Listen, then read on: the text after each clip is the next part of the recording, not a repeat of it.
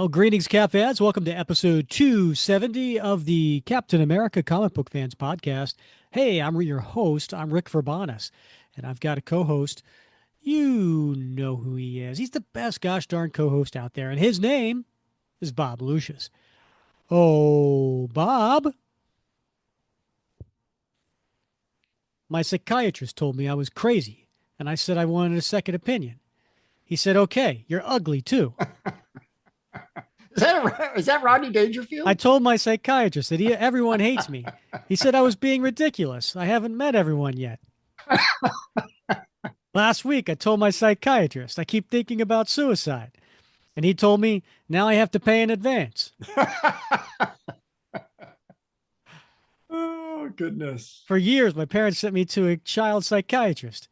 The kid didn't help me at all.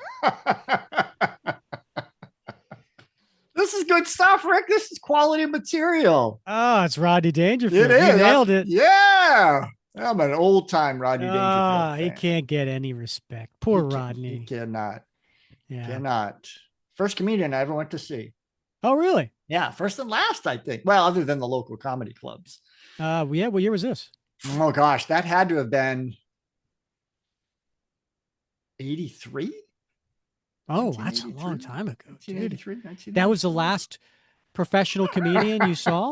Other than like the local comedy clubs, yeah, yeah. Uh, well, when you say local comedy clubs could have some big Well, they do. names. Ours don't.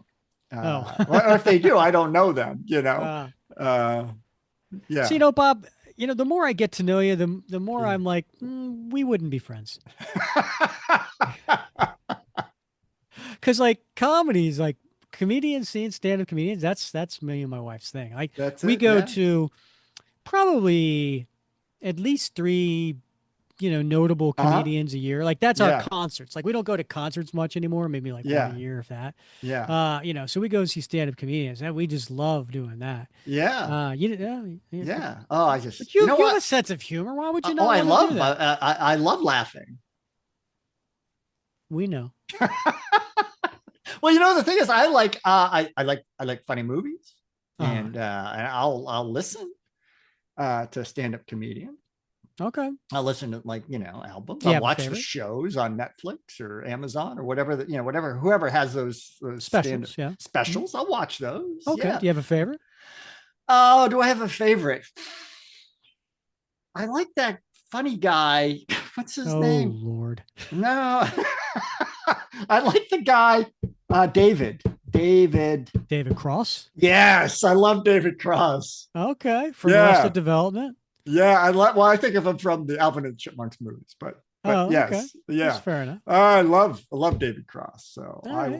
I'll stop what I'm doing and listen to him. But He can get a little political. yeah, Yeah. I he can. like Oh, he David. can get very political. Yeah, Yeah. but Yeah. it's funny. I don't know. I think gosh, I still lean toward sort of the classics. So I mean, I grew up listening to Steve Martin albums.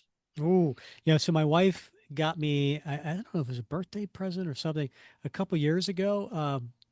Steve Martin and Martin Short were touring together. Beautiful. And it was, I think the tour was called You Should See Them Now. And it has pictures of them in high school, right? Yeah. Oh yeah. Um, and it's great because the two of them out there together, Yeah. then it's just Steve, and then it's just, Marty. And then they come back and they're together. I mean, it's expensive tickets, but totally Oh, I worth it bet. if they Yeah. ever come to town. Yeah. Yeah, those guys are great. Yeah. I love those guys. Listen to Cheech and Chong albums when I was young. Okay. I had an older brother, so they had Mm. the actual albums, and so I would listen to them when they weren't around. You know. So that brings me back to Rodney Dangerfield. Yeah.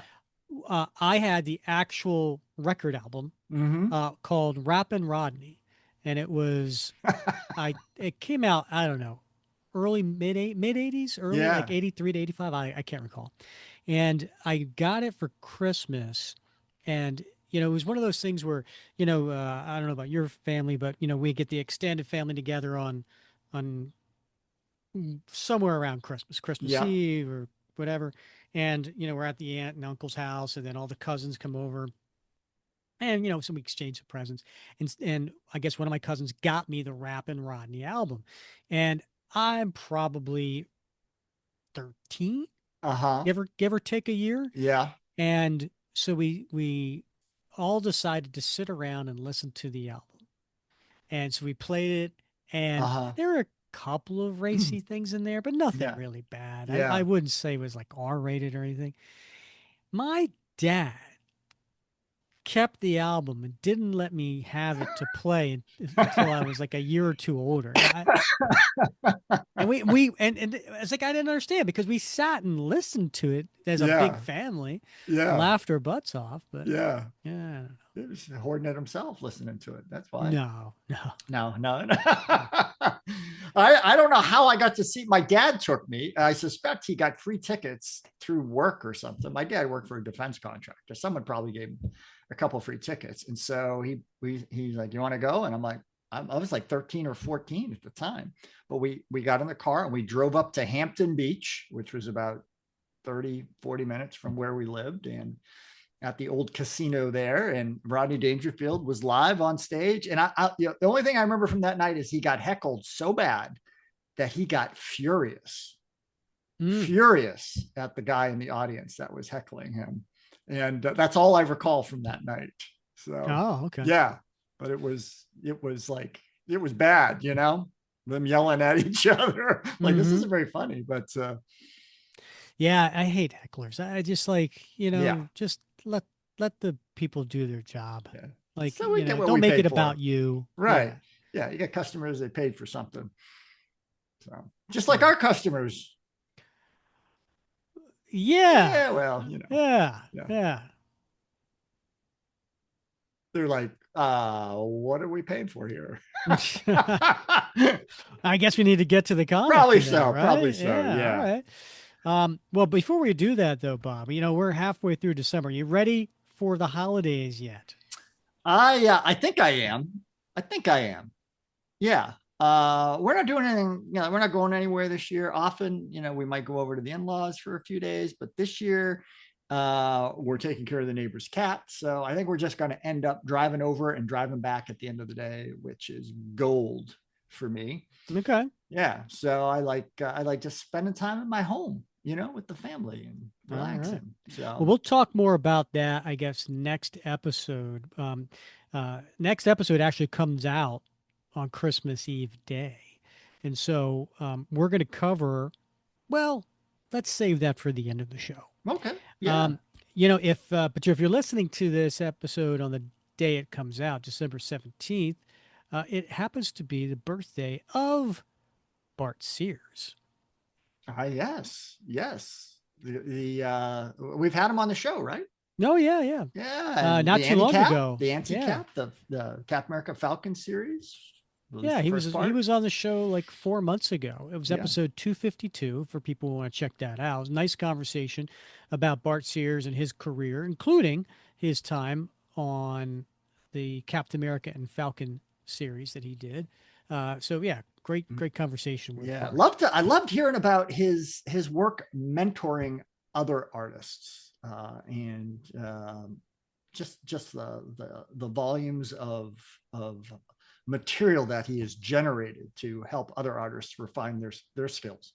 Especially with those Brutes and Babes books. Yeah. Mm-hmm. All right, Bob, we are in the 1960s with this particular issue that we're covering today. We haven't been in the 60s for a little bit. It's probably been since the summer, back when we did the Tales of Suspense 78, the one with Cap and Nick Fury. So it's been a little while since we've been in the 60s. And here we are. In fact, what we're covering today is Captain America 107. And interestingly enough, Bob, it's just a one issue story. We already covered 106 and 108. So now, for the completists out there, we're Yeah. covering 107, and this had a cover date of November 1968, but it was actually released August 1st.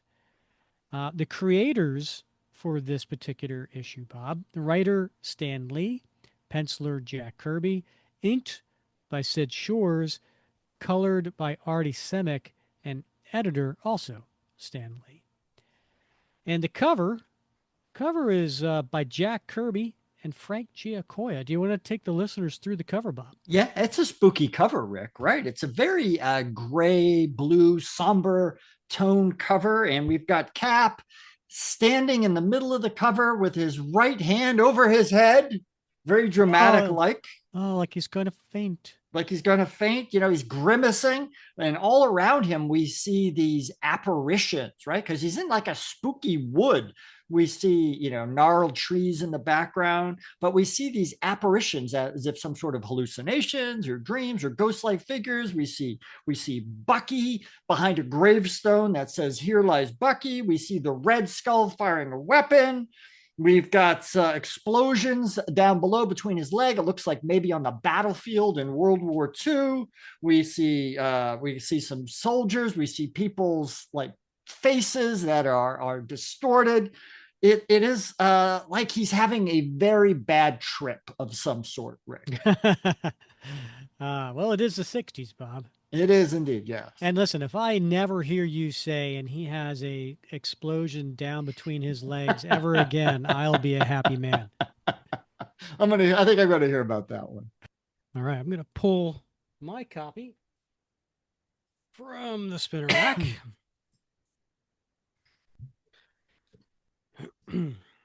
And love the smell of the old comics. I'll be like, I love the smell of a new omnibus.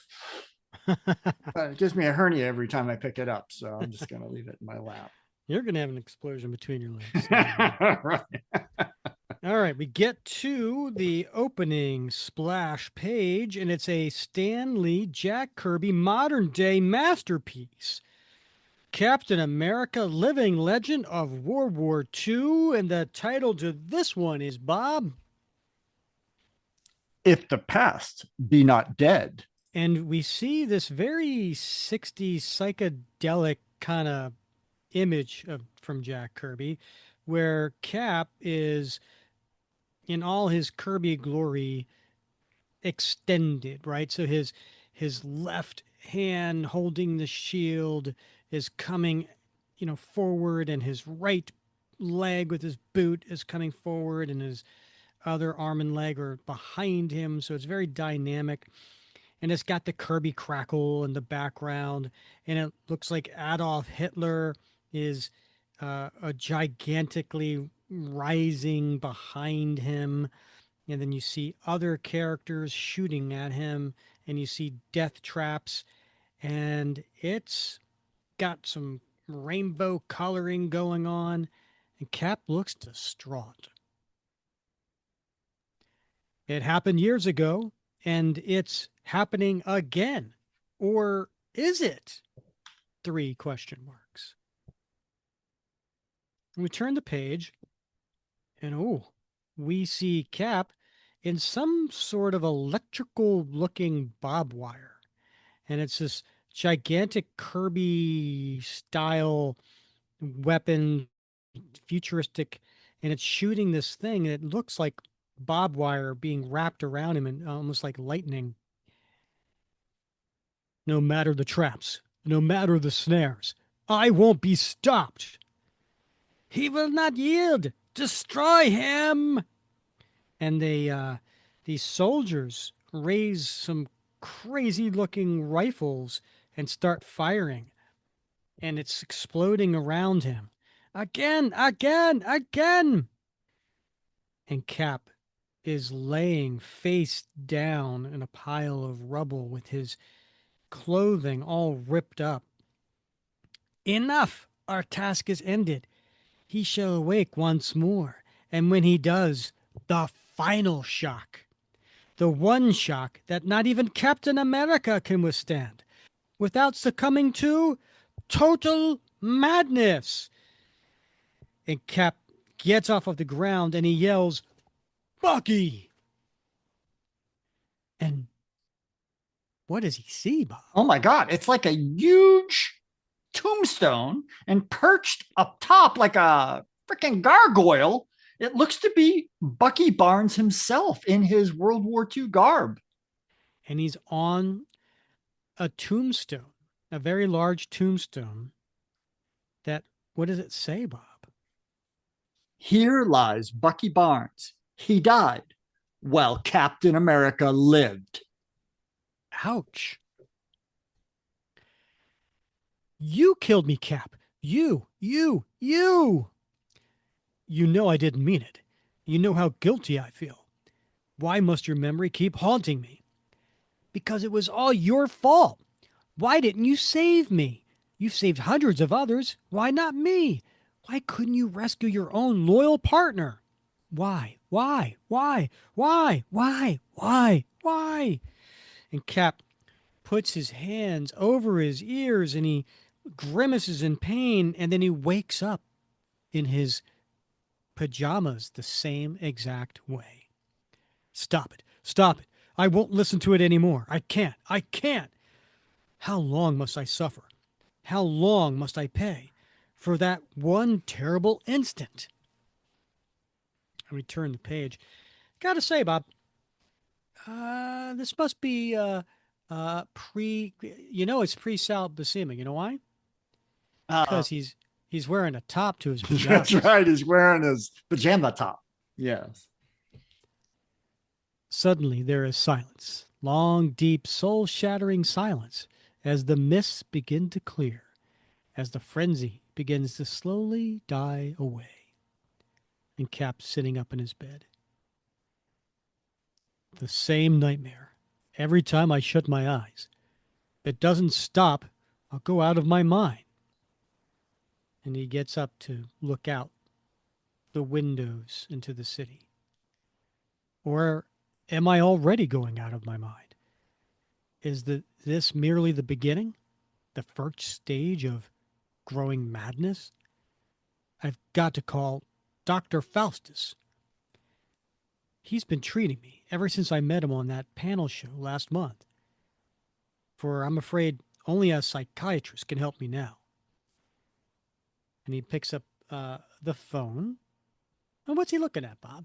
Well, while he's on the phone, Rick, he is looking at it looks to be an autographed picture of Sharon. Yeah. Dr. Faustus, this is Steve Rogers. It it happened again. And then we see someone sitting in a large chair and in an office holding the phone and to his ear, but we can't see the person yet. And in his left hand, holding a cigarette within a long, skinny cigarette holder. I regret to hear that, my boy. It means our fears are confirmed. You must come to see me at 2 this afternoon. If you have any other appointments, cancel them. It seems your condition is even more serious than I had supposed. And we see him, Bob. What does he look like? Well, he's a very large man, Rick, but he's a ginger, so he's got short cropped reddish hair, as well as a full red mustache that droops down over a well manicured chin beard. So not a full face beard, but just sort of that kind of beard that occupies the chinnel space, and the matching mustache. And then, of course, he always wears that delightful green pinstripe suit of his. So you know he's a bad guy because he's wearing green. Right. Yeah. And that's the 60s in Marvel. Right. Exactly. Yeah. Did you mention his glasses? Oh, I didn't. He did. I did not mention his glasses. Yes, he does wear glasses, and they're those very small lenses that barely cover his eyeballs. They look too small for his face, but it's the look of every sort of wizened professorial doctor of Mm-hmm. that era. You did your job well, Ferret. Our victim does not suspect a thing. And he clicks a very fancy Kirby-esque looking device panel on his desk, and it opens up a secret wall that has paintings on it and everything. And in fact, one of the paintings splits in two. And out coming from the wall, who is it? Well, it's the aforementioned ferret, but he's dressed as a bellboy. and he's he's very like minuscule compared to Doctor Well, Faustus. compared to Dr. Faustus is a big man. So Yeah, and I think maybe he also is a small man. yeah, well, he's a ferret. So yeah. Hmm. He looks like he could be a jockey. The job's a cinch, Doctor, since I'm his regular bellboy. Indeed, it must always be you who bring him my prescription. You're a genius, Doctor. He doesn't know I'm giving him a nightmare tablet every evening. Naturally, that's exactly as Dr. Faustus planned it. Other men, lesser men, have attempted to defeat Captain America before, and all have failed. But they did not know what I know. Whom Dr. Faustus would destroy, he will first make mad. Tonight, you will give him these extra potent pills. That means the time has come? Or perhaps you should have said, Captain America's time has run out.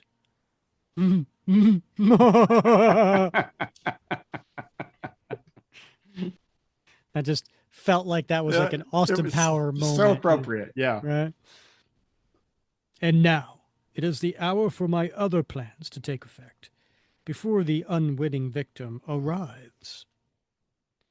Next page, we see Steve in his civilian outfit, but what's he wearing, Bob?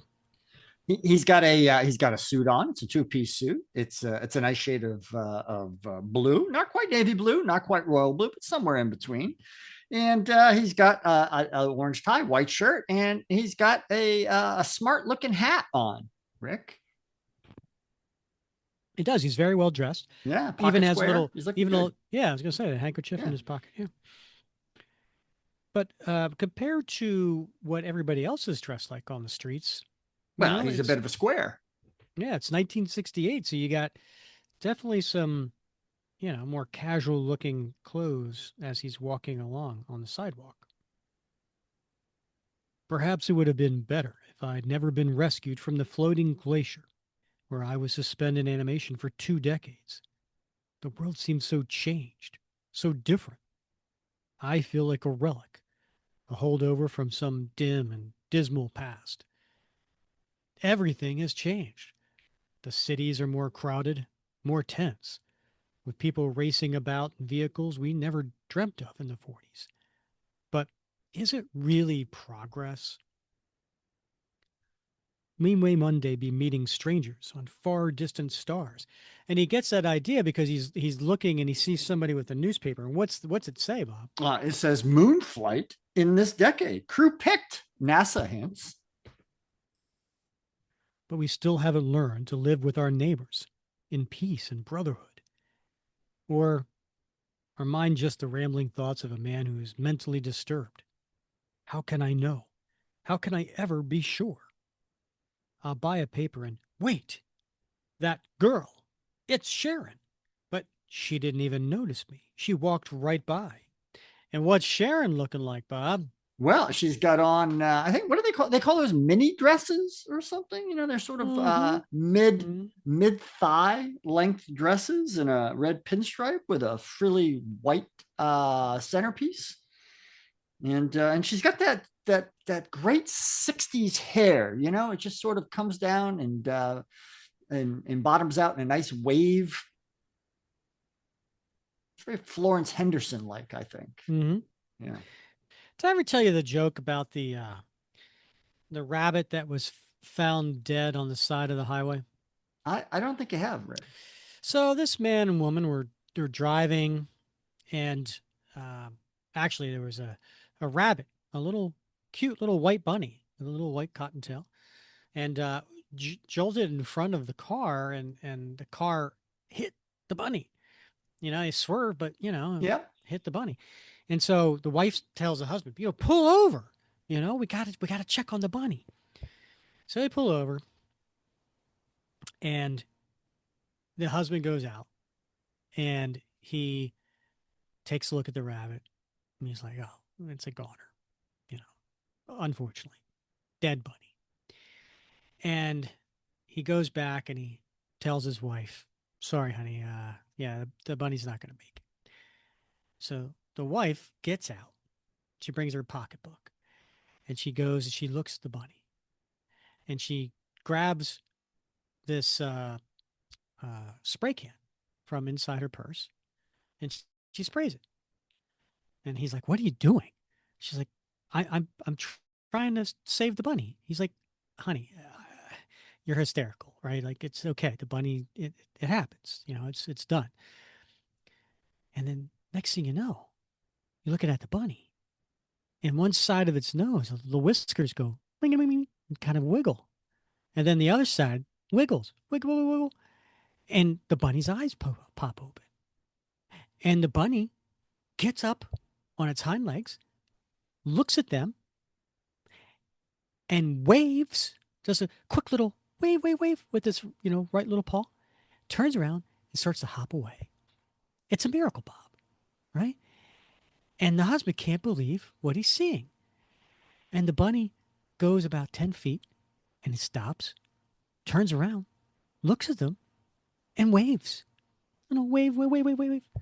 Turns around, hops away. And the husband, again, he's like, "Oh my God, what's going on here?" The bunny goes another 10 feet, stops, turns around, looks at him, wave, wave, wave, wave, wave, wave, wave. And the bunny just turns around, hops away. And the husband goes, "What the heck in the world did you spray this bunny with?" And he looks, and inside the purse was the canister, and it was hairspray, and it said, "Gives permanent wave to dying hair."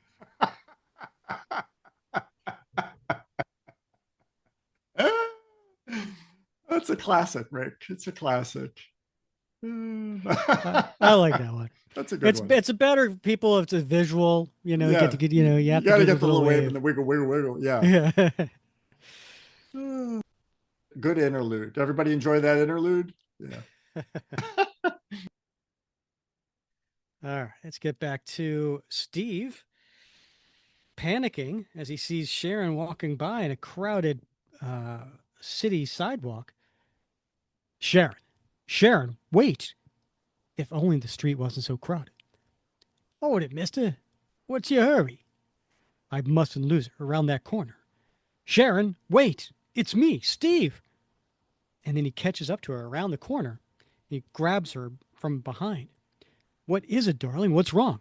Why didn't you answer me? Let me go! Take your hands off me! You're you're not Sharon. But how was that possible? How could have I been so mistaken? And he rubs his brow. You sure have your nerve, mister. But you didn't look this way when I first saw you. You must be some kind of nut. And a police officer starts to walk up. All right, fella, what's going on here? And Steve puts his hand over his eyes and starts rubbing his eyes. What's going on? I I wish I knew. Whatever is wrong with me, it must be worse than I thought. Now I can't even believe my eyes. I'm even having nightmares when I'm awake. Say, mister, you don't look so good to me. I'm all right. I just. What? No! Not again! We better get you to a doctor. You're in a bad way. No! And he looks terrified, and he turns and runs away. Come back. You're sick. You need help. He's right. I'm going mad. There's no doubt about it. And who do we see coming out of the shadows, Bob? Oh my gosh. Well, it's the police officer, but he's pulled off a human lifelike mask, and underneath it appears to be the Red Skull. And this woman that he mistook for Sharon, she is now lighting up a cigarette and taking off what appears to be a wig. It worked. Went off without a hitch. Just like Faustus said it would. I never thought we'd get away with it against someone like Steve Rogers. We wouldn't have, unless Faustus had softened him up before with those phony prescriptions of his. Ah, playing little mind games, Bob. It appears to be so. So Steve's now in Dr. Faustus' office, and he's hitting the button on the tape recorder. You know those old fashioned two reel, Oh yeah, yeah, with the tape. the reel to reels, Yeah. yeah. And that's what happened, Doctor. Unbelievable as it may sound. I know it's all in my mind. I know I'm imagining most of it, but it seems so real, so horribly real. You're a very sick man, Rogers. You must lie down. Try to relax. Tell me the truth. Am I losing my mind? I cannot yet be sure. Now, start with those nightmares of yours. And he sits in a chair next to Steve, who's laying down on the couch. I want to hear of them again. Tell me everything you can remember. I've been trying to forget. No, it must all come back to you. Each night, I dream of the same thing, the past. Always the past. Bucky is alive again, and so are the Nazis. Wait, what, what, what's this? They're back again. They've taken me prisoner. And sure enough, it's like we're in his dream. He's laying there, but there are three Nazi soldiers around him, holding him down, holding his head. And then where Doctor Faustus was sitting is like a Nazi commandant. And it looks like they're in a prison cell. Talk is fine. Tell us what we want to know. D-Day. When is D-Day? No, I'll never tell. Never. Schweinhund, you will talk. We will make you talk. You thought you had beaten us, but we were too clever for you. And if you do not talk, we kill you, just like we killed your Van Damme partner, Bucky. You lie. He isn't dead. He can't be dead. It is useless. He will not talk. Silence him! And he pulls out the Luger and shoots him in the face. Again! Again! Again! And then we switch to Dr. Faustus over top of Steve, holding a pen light in his eyes, looking at his pupils.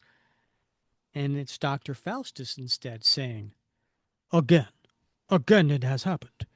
Wake up, you must snap out of it. Bucky, they killed Bucky. The only thing that you can help you is complete rest. How? How can I rest with these nightmares? You must trust me. I will help you. This prescription will bring you sleep without dreams. I will have the pills delivered to you. You must take them before retiring. But what if they don't work either? They will, I promise. I shall call you in the morning to see how you are. Now, go home and wait for the pills. Remember to take them without fail before going to sleep. And he is, if Captain America, I'm sorry, if Steve Rogers, how tall is he? 6'3"? 6'3", right? Yeah, Faustus looks like he's pushing 7 feet tall. yeah. I mean, like the top of Steve's head is Faustus's shoulders. Yeah. And tonight, you unexpecting fool, we end our little game. Forever. He's gone. You may come out now. And what do we see, Bob? Oh my gosh, there looks to be some actors dressed as Nazi officers, and they come out of a hidden room that the walls sort of slide open, revealing that it looks like it is the Nazi prison. Yeah, so I guess it wasn't a dream. It was actual, like Steve was seeing it from that couch. He was seeing the men dressed that way. He was seeing the backgrounds and everything. That's why it seemed so real to him. I'm sure glad you had him under sedation. Yeah, if that guy wasn't so groggy, he could have taken all of us. Anyway, it's time for our payoff.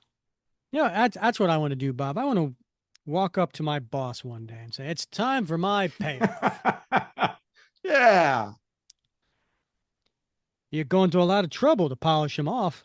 Why not just slip him a Mickey and then one bullet will do it? That is not the way of Doctor Faustus. Though Captain America is one of the most superb fighters of this century, it amuses me to totally destroy him without the use of force, without leaving a single clue. Later, a restless Captain America exercises in his own distinctive manner. And who is Captain America exercising with, Bob? Well, he's fighting Shield Plastoid 427, Rick. Hmm.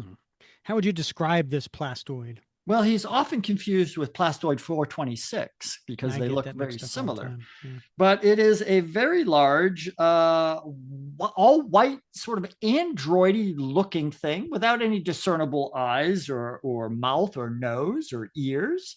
But it has very large fists. And one of them is currently swinging at Captain America. Almost tagged me that time.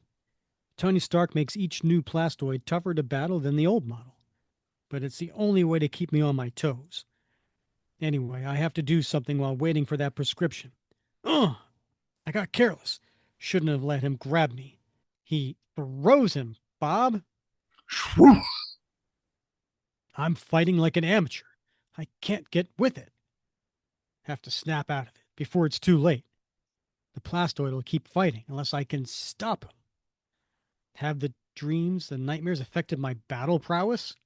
Am I really at the end of my rope? No, I've never given up before, and I won't start now.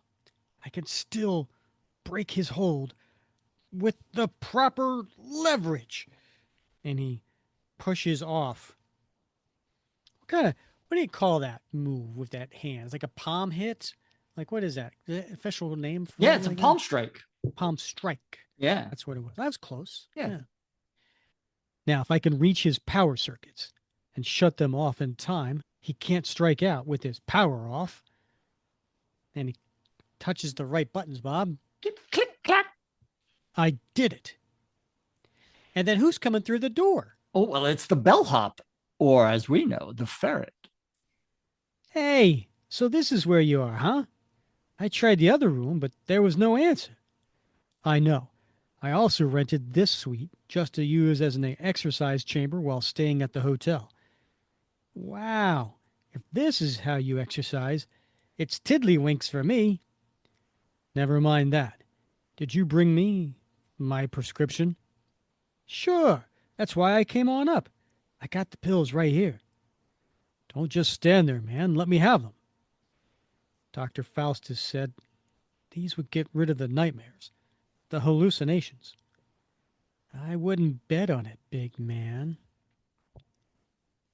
That's it. Drink it down. Drink it all down. This means Faustus wins. Nothing can save the shield slinger now. I better go and call the doc. He'll want to be on hand to see what happens next. Even the Red Skull never won a victory like this. After tonight, it'll all be over. And even if Captain America lives through it, Faustus will be able to get him committed as a madman for the rest of his life. Later, at the evening shadows lengthen, a restless figure tosses and turns, and then, finally, it's no use. I just can't sleep any longer. I might as well get up. But then, exactly 7 seconds later, what do we see, Bob? Well, he's staring at his hands, and they look to be the hands of a very elderly person, Rick. My hands.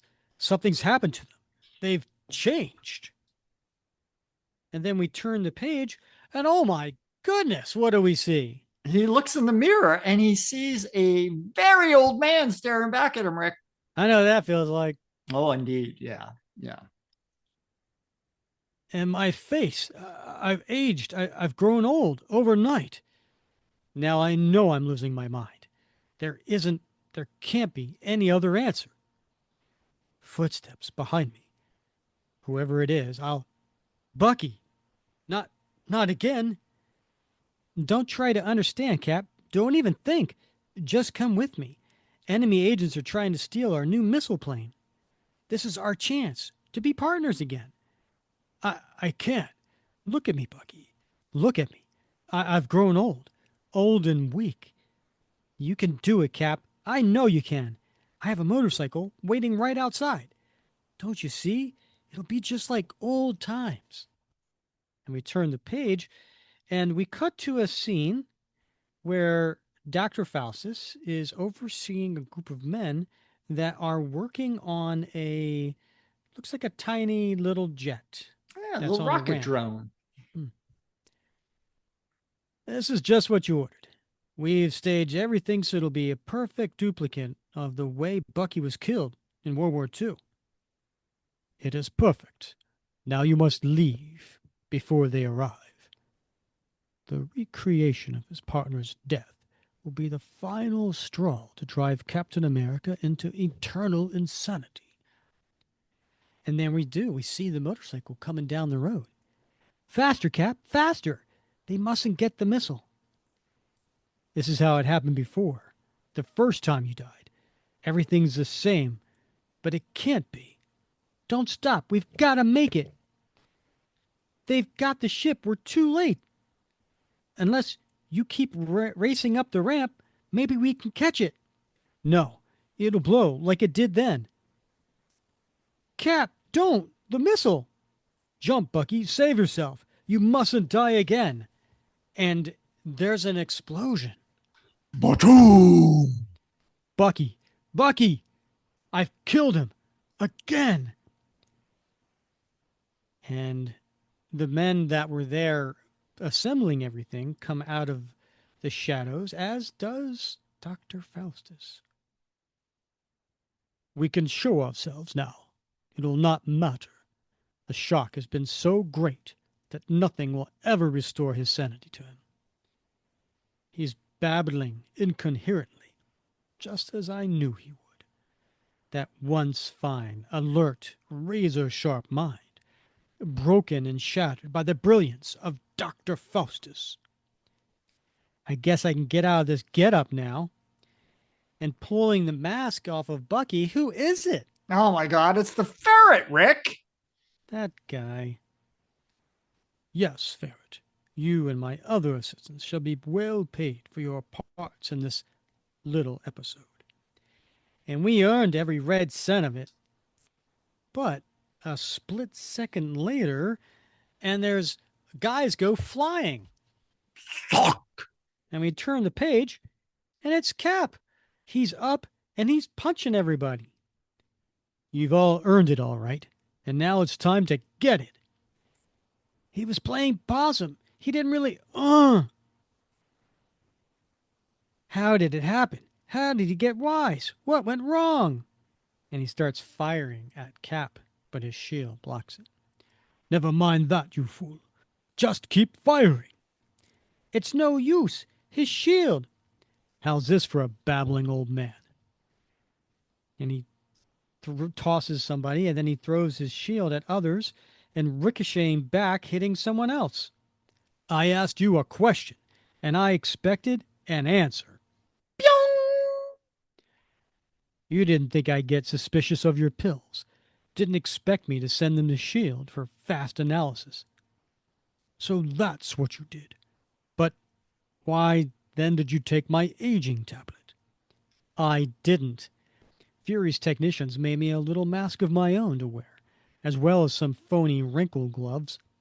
Your hired gunnies aren't the only ones who can be actors. I'm almost twice your size. I could still destroy you with my bare hands. And coming up behind him, who is it, Bob?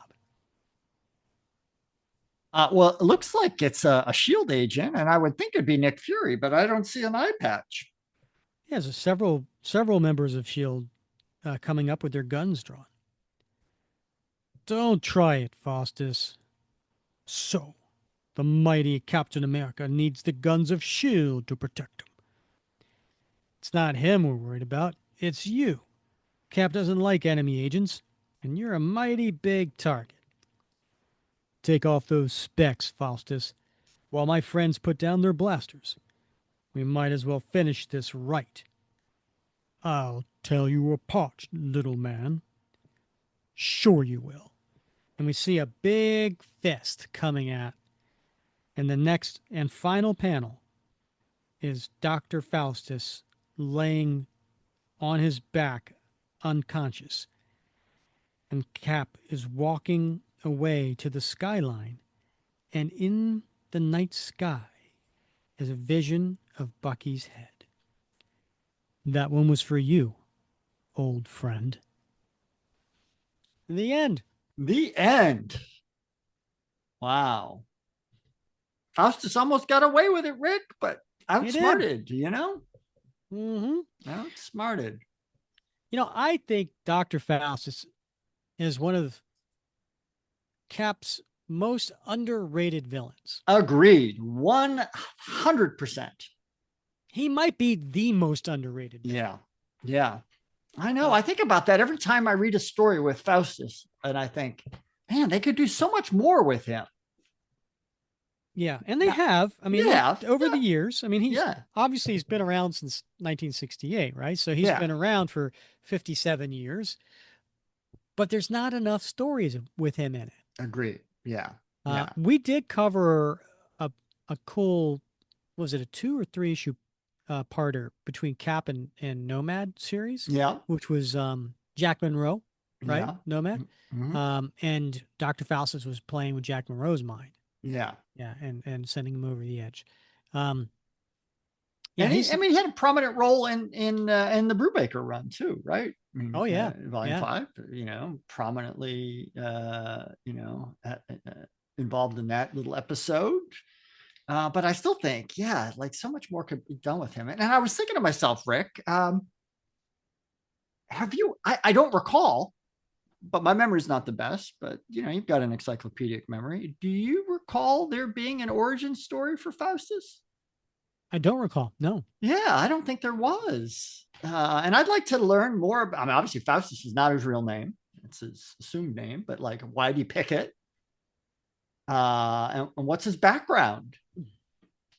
So I just, a lot more can be done with this character. Yeah. His real name is Johann Fenhoff. Yep. And according to MarvelFandom.com, his height is 6'6", 321 pounds. Guess, it just depends on the artist's perspective. Stripes make him look bigger. Yeah, that's true. Yeah. And, he's been around, like I said, was it 57 years, I think I said.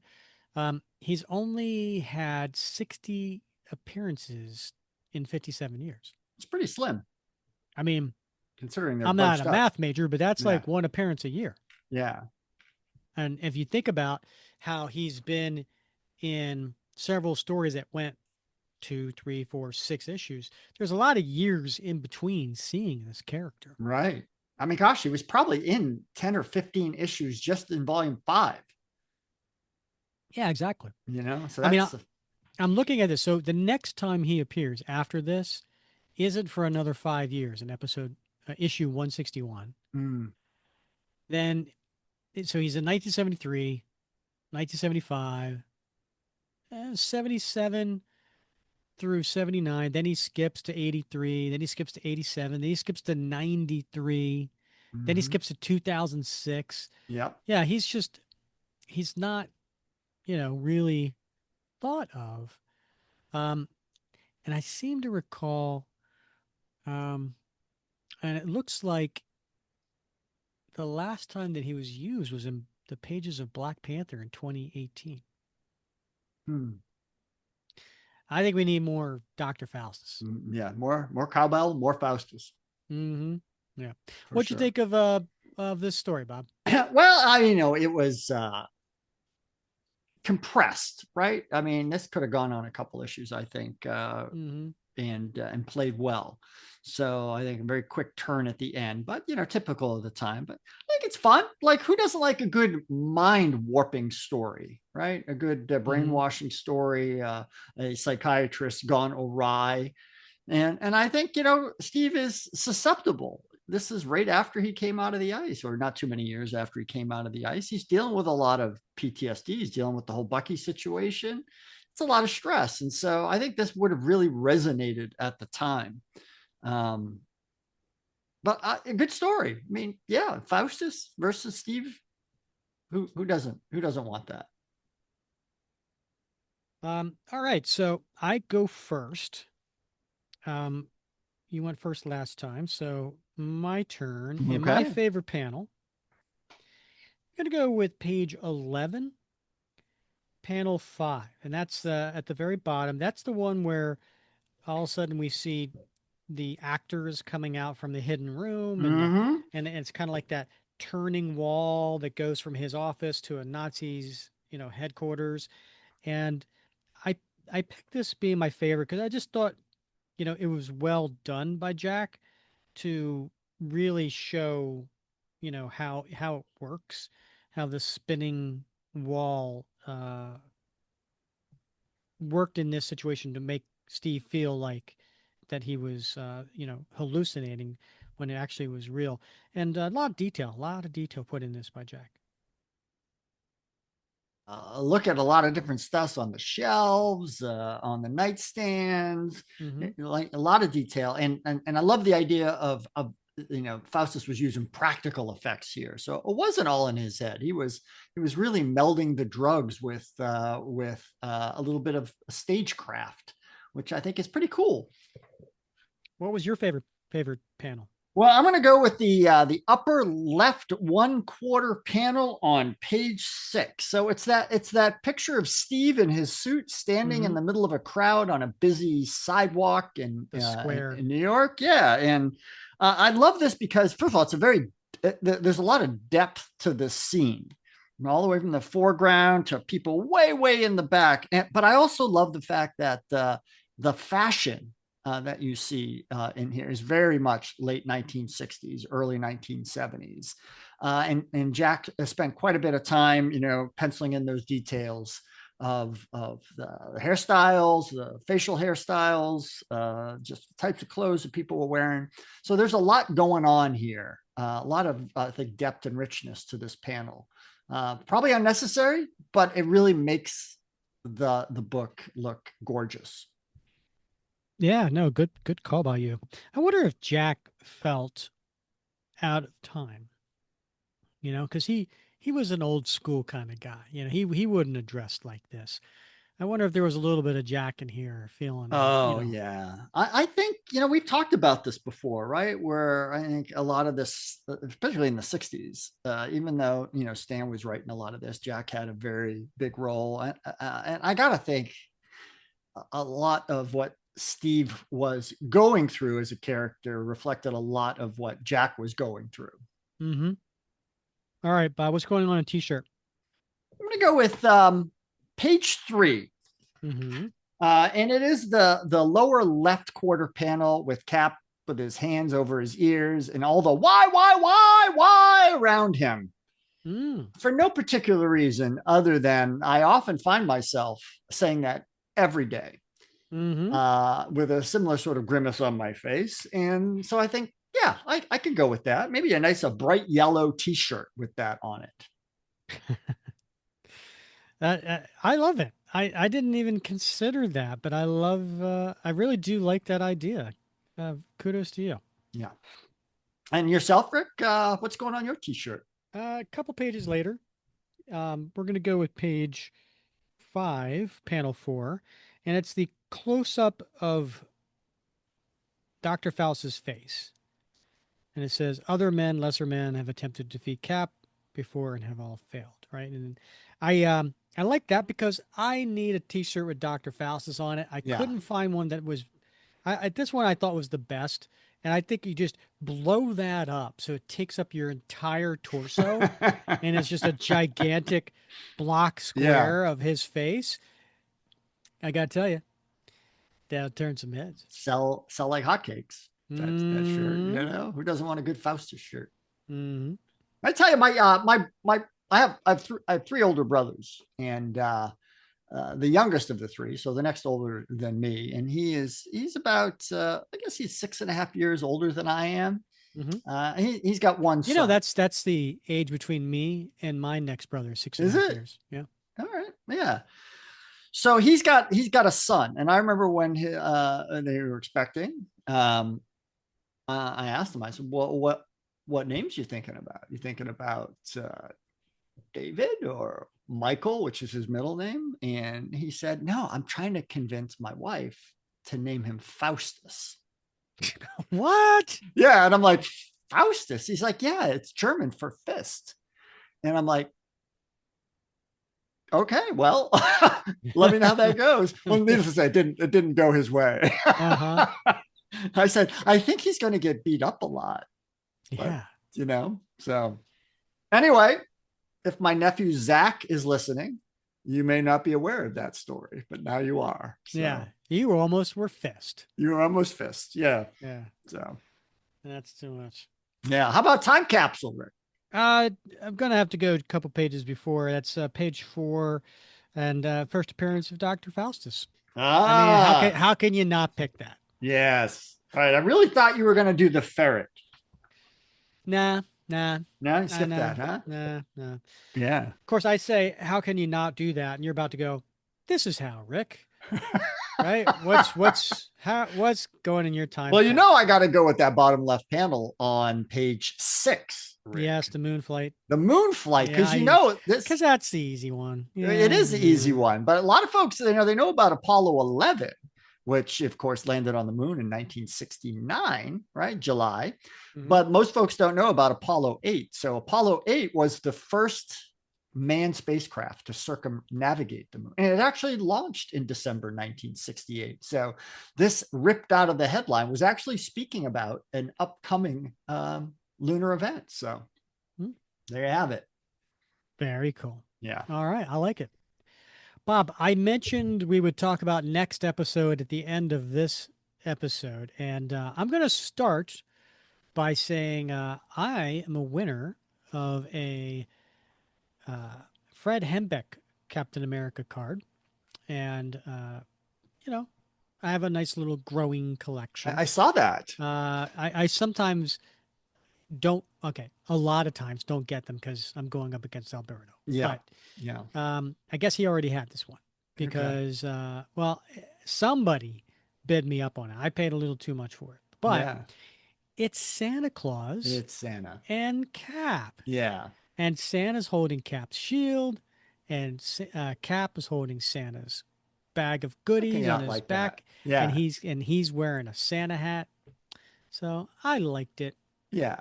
And So the thing is, it's you said Alberto already has it, but they're all unique, right? I mean, they're yeah, oh yeah, creations. So I mean, yeah, yeah, yeah, these are yeah, original. So slightly different, I'm sure. So it's one of a slightly. kind.